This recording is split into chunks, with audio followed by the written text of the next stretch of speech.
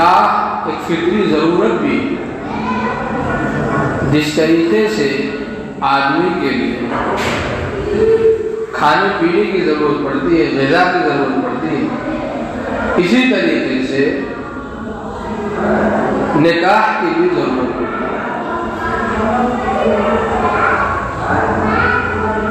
اللہ کے رسول نے فرمایا یہ نکاح اغض للبصر و احسن للفرج، اس سے نگاہ کی حفاظت ہوتی ہے اور شرمگاہ کی بھی حفاظت ہے۔ اور نکاح کرنے کے بعد اگر کوئی زنا کرتا ہے اور اپنی نگاہ کی حفاظت نہیں کرتا ہے تو گناہ کو دوبالا کرتا ہے۔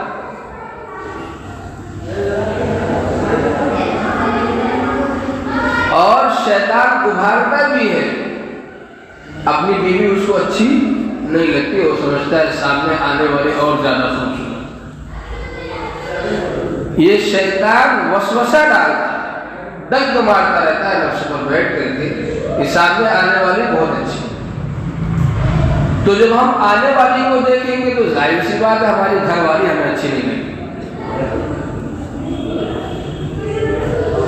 اور اس سے گناہ بھی ہوگا، اس کے ذریعے سے گناہ بھی کریں گے، دل میں سیاہی بھی آئے گی۔ ہمیں احساس نہیں ہوتا ہے، بازاروں میں ہم جاتے ہیں یا اپنے گھر کے دروازوں پر ہوتے ہیں تو نہ جانے دن بھر بھی کتنی بد نظریہ کرتے ہیں۔ پتہ چلا کوئی بہن گزر رہی ہے، نگاہ اٹھا کر کے دیکھ لیا، بظاہر تو یہ ایک معمولی سا عمل آپ کو نظر آیا کہ ہم نے نگاہ اٹھا کر کے دیکھ لیا۔ واللہ اب تو حیا اتنی نہیں رہی۔ اللہ کے رسول نے فرمایا الحیاء شعبۃ من الایمان، حیا ایمان کا ایک شعبہ ہے۔ ایک صحابی اپنے بھائی کو حیا کے سلسلے میں ڈانٹ پھٹکار کر رہے تھے، اللہ کے رسول نے فرمایا کہ حیا کے سلسلے میں اسے مت ڈانٹو، حیا تو ایمان کی فطرت ہے۔ کیا مطلب؟ حیا کے لیے اس کو ابھارنے کی ضرورت نہیں ہے، وہ خود باحیا ہوتا ہے۔ ایمان والا جو ہوگا اس کے اندر حیا ہوتی ہی ہے۔ تو ابھی کچھ زمانے پہلے لوگ اپنی بہنوں، اپنی بیٹیوں، اپنی ماؤں کا نام غیر محرموں کے سامنے نہیں لیا کرتے تھے، باغیرت ہونے کی وجہ سے، باحیا ہونے کی وجہ سے۔ اور آج اپنی بیٹیوں کو برسر عام راہوں پر دوڑا، کہاں گئی غیرت، کہاں گئی حیا؟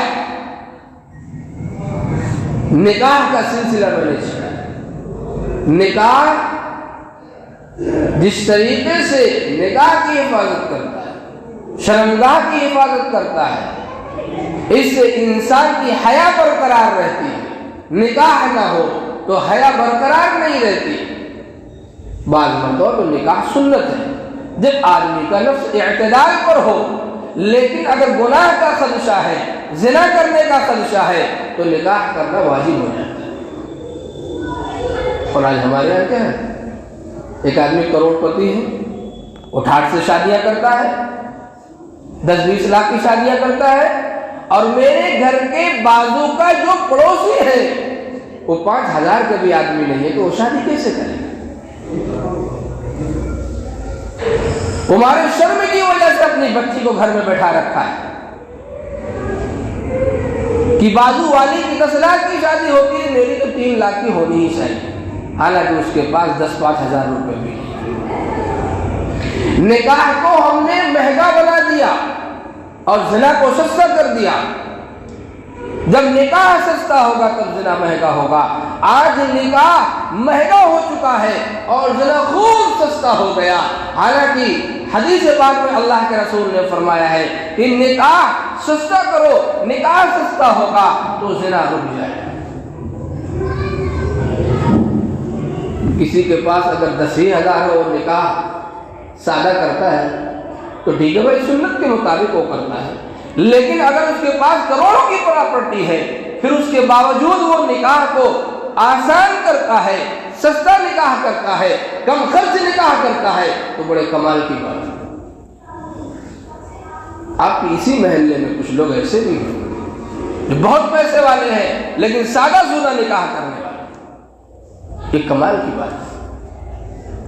اگر آج ہمارے پاس پیسے ہیں، ہم دکھانے کے لیے شادیاں کرتے ہیں، تو بتاؤ غریبوں کا کیا حال ہے؟ وہ غریب بیچارہ اسی لیے اپنی بچی کی شادی نہیں کرتا ہے، اپنے بچے کی شادی نہیں کرتا ہے کہ اس کے پاس اتنی طاقت اور قدرت نہیں۔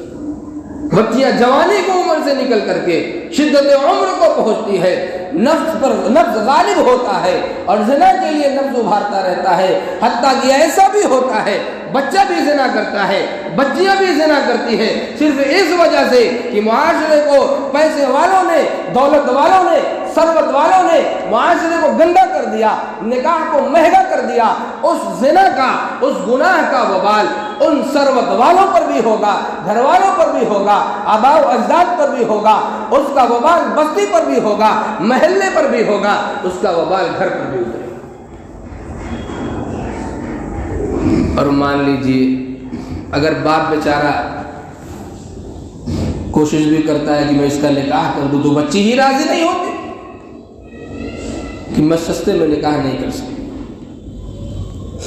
تو بیچارہ بوڑھا باپ کیا کرتا ہے جو پوری زندگی مر مر کر کے کما کر کے ایک ایک روپیہ اکٹھا کرتا تھا پیٹ پالنے کے لیے، اپنی ایمان کی حفاظت کے لیے، اپنی عزت کو بچانے کے لیے، اپنی غربت پر پردہ ڈالنے کے لیے، وہ شخص کیا ہے در در کی ٹھوکر کھا کر کے بھیک مانگ کر کے لاتا ہے اپنی بچی اور بچے کی شادی کرنے کے لیے۔ کیا شریعت اس کی اجازت دیتی ہے؟ جو شادی ہم نے 20 لاکھ کی ہے، اگر وہ ہم 10 لاکھ کی کرتے اور 10 لاکھ روپیہ اپنے محلے کے غریبوں پڑوسیوں کو تقسیم کر دیتے کہ تمہاری بچیاں جوان ہو چکی ہے، میں اپنی شادی 50 لاکھ کرنے والا تھا لیکن میں 5 لاکھ میں شادی کر رہا ہوں، محلے کی جو غریب بچیاں ہیں میں اپنی دولت کو ان بچیوں پر خرچ کرتا ہوں، ان بچیوں کو شادی آسانی سے کرتا ہوں۔ لیکن ایسا نہیں ہوتا ہے۔ لوگ جانیں گے کیسے ہم بہت پیسے والے؟ اللہ کو پتہ ہے کہ آپ کا پیسہ کیا ہے۔ پل بھر میں دولتوں کو ختم کرنے والی ذات اللہ کی ہے اور غریب کو بڑھانے والی پل بھر میں ذات اللہ کی ہے۔ اس لیے پیسوں پر کبھی غرور مت کرنا، وہ اللہ کی نعمت ہے، اللہ نے ہمیں نعمت دی ہے تو صحیح جگہ قدر کرنے کی توفیق بھی اللہ سے ہی مانگنی چاہیے اور صحیح جگہ کو خرچ کرنا چاہیے۔ مال کی فراوانی کی وجہ سے اگر ہم مال کو اس کے موضع کے علاوہ، اس کی جگہ کے علاوہ اسلام جہاں خرچ کرنے کا تقاضا کرتا ہے اس کے علاوہ اگر ہم خرچ کرتے ہیں تو اللہ کے یہاں اس کا جواب ہے۔ اس لیے میرے بھائیوں شادیاں سستی کی جائیں۔ اللہ کے رسول نے فرمایا ان اعظم النکاح برکۃ ایسرہ مؤونہ، کم خرچ نکاح جو ہوتا ہے اس میں برکت ہوتی ہے۔ نکاح تو کر لیا، 20 کروڑ خرچ کر دیا، 1 کروڑ خرچ کر دیا، 10 لاکھ خرچ کر دیا، پتہ چلا کہ 6 مہینے میں مار پیٹ جھگڑا لڑائی کی نوبت آ گئی۔ یہ کیا ہے؟ ایسا ہوتا کیوں ہے؟ تم نے سنت و شریعت کے خلاف جو عمل کیا ہے اس میں رحمت کہاں آئے گی؟ زحمت ہی تو آئے گی، اس میں اللہ کا غضب ہی تو آئے گا۔ شادیوں میں 10-10 لاکھ کی شادیاں ہوتی، مہر کتنی ہوتی؟ 5,000۔ کتنی؟ 5,000۔ کئی نکاح ابھی میں قریب میں پڑھایا 5,000۔ مجھے میرا یہ اندازہ ہوا کہ جس ٹینٹ میں کھانا کھلایا گیا اس کا خرچ کم سے کم 10,000 ہوگا لیکن مہر 5,000 ہوگا۔ آگے یہاں اوقات بتا دیتے ہیں کہ ہم غریب آدمی، حالانکہ مہر جو ہوتی ہے ایک طرح سے وہ اس بچی کی قیمت ہوتی ہے، اسی لیے بغیر مہر دیے ہوئے اگر بیوی یہ کہے کہ تم مجھے مہر دو پہلے اس کے بعد میرے قریب آنا، تو شوہر اس کے قریب نہیں جا سکتا بغیر مہر ادا کیے۔ لیکن اس کی قیمت کیا ہے؟ کیا ہماری بچی کی قیمت 5,000 ہے؟ مہر کو بڑھا کر کے ادا کر، جہاں خرچ کرنا چاہیے وہاں بخیلی کر جاتے ہیں۔ کیونکہ مہر تو کوئی دیکھتا نہیں ہے نا. اور جو گاڑیوں پہ لگ کر کے سونپے جائیں گے، روڈ سے گاڑیاں گزرے گی کہ دلہا کو یہ گاڑی ملی ہے، تو اس کو دنیا دیکھے گی فلاں صاحب نے اتنی مہنگی شادی کی.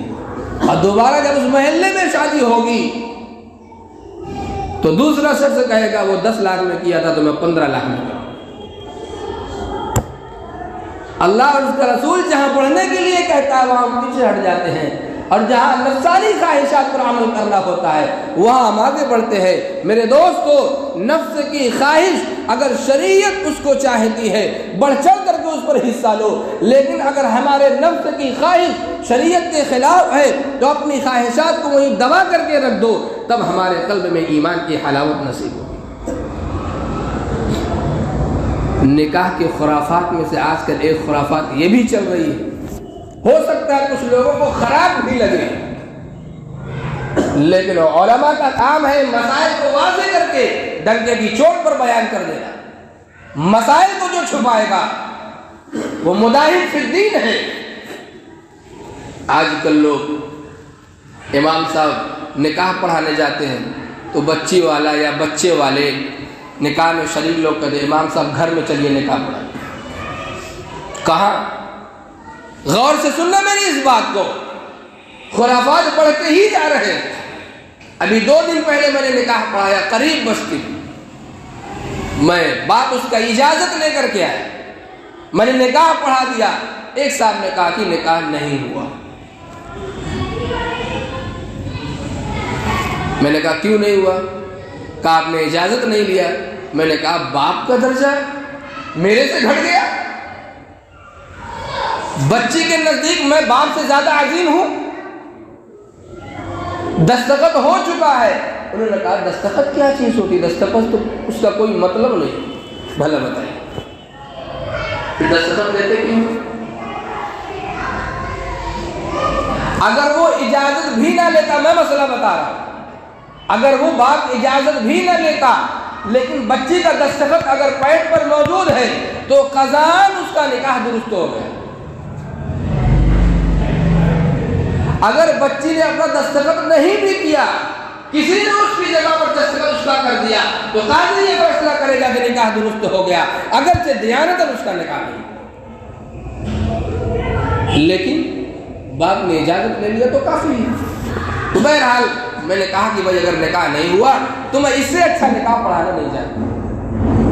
جیسا رسول اللہ نے نکاح پڑھایا ہے اس سے اچھا نکاح پڑھانا میں نہیں جانتا. اگر نکاح ہو گیا تو سبحان اللہ، نہیں ہوا تو آپ کسی اور سے پڑھائیں. مجھے یہ پتا چلا کہ نکاح دوبارہ ہوا. جس صاحب نے پڑھایا ان کی ابھی میں خبر لوں گا نکاح کیسے دوبارہ پڑھایا جائے. تو ان کا مقصد یہ تھا کہ میں گھر میں جاؤں اجازت لوں. اس کا گناہ میں آپ کو بتا رہا ہوں. بہت سے بھائی بہن باپ اس میں ہیں جن کی بچیاں نکاح کے قریب ہوگی کہ آپ نکاح کریں گے تو غور سے سنیے. امام صاحب جو نکاح پڑھانے جاتے ہیں، آپ کی غیرت مر چکی ہے.